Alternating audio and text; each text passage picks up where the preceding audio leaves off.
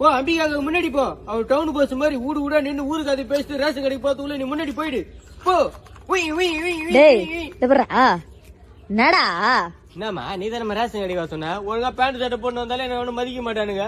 இதுல வேற குழந்தை மாதிரி வா பால் டப்பா எடுத்துன்னு வா நீ இருக்கிற என்னத்துக்கு பண்ணா. இன்னைக்கு ரேஷன் கடையில டோக்கன் குடுக்குறாங்கல்ல, அதான் நம்ம தனியா போய் நின்னா யாரும் முன்னாடி விட மாட்டாங்கடா சின்ன பையா.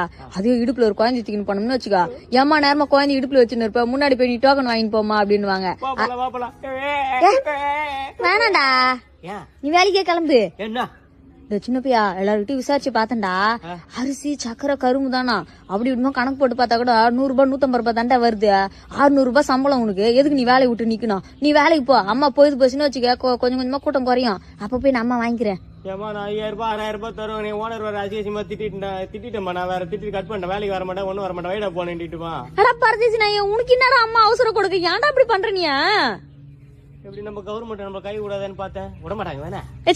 போ அவர்கிட்ட எதனா தாத்து மத்து பண்ணி போ. நான் ரேஷன் கட்டி தான் போவேன். போலாம்.